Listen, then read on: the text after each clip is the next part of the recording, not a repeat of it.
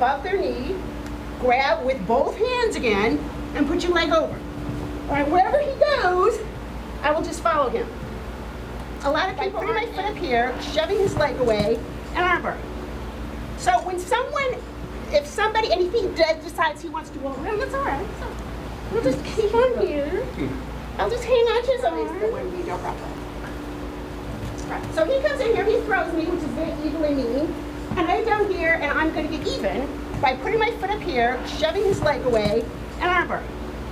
So when someone, if somebody, and if he decides he wants to go around, that's all right. So we'll just keep on here. I'll just hang on to his arm. So we're going to do it really slowly. Now, there used to be a woman, Becky was talking about the other night, Diane Pierce, beat me in the finals of the U.S. Open when I was 17. I'm still pissed. And Diane, she did. She I think at one point she had the record for most matches won by any woman in the world in judo history. She was from Minnesota, in the U.S. And she was so good at this, she would let people throw her and then armbar. Now, I don't advocate that, but, you know, revenge is nice. So if somebody throws you, so we just slowly, so he throws me. I throw by Uchi Gari or something like that. I'm on my butt, and she lets not even scoring. He says, oh, I got her. You put your foot up above their knee, grab with both hands again, and put your leg over. All right, wherever he goes, I will just follow him. A lot of people aren't as agile as Derek, so they'll just go flat on their face and get armbar. If they do, what good does it do him? Okay? So, but before we start, so that's where we're going to end up. We're going to start here. So you come here, we'll get down in here. So that's where, I'm just showing the end part. But we're going to start like this, and I'll tell you this.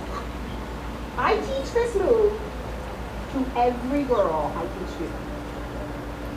Because at some point in your life, you could imagine that you would be on your back and somebody would be on top of you and you would not want to beat it. If you break his arm, then that kind of dissuades any bad intentions he might have for the moment. So, I just, so you're going to get with your partner, so you've got one leg on the outside, and he thinks he's going to get lucky, but he's mistaken. So you put one foot above your knee, right? You're going to reach out, again, two hands on one, grab the wrist, throw it. Now, in judo, I had never actually kicked anybody in the face, but if it was a different situation, it wouldn't bother me if I did. Just lean back so you see he's on his face. Throw your leg over. Now his arm's up. So that's fine. I'll crank it towards the ceiling. If he had happened to turn it this way, then I would arch toward him. Either way, you've got two hands on his one, he's on his face, and you have his arm. Do it. Do it to both sides. Here's a very tricky thing I did with Veronica when she was young, and she said the moral of the story is lie to children, but I'm not sure that's true. But I told her there's no sides in that one. There's like left side, so I right. No sides in it. It's like swimming. Nobody's a right-sided breaststroker. So everything she did from the time she learned judo, every mat training, she did both sides. So here, same thing. I've got his arm here, one leg on the outside, one over his knee. I'm gonna shove that away, turn on my side, and whatever he does, I'm just gonna go with it. Just hang on with both hands and arch.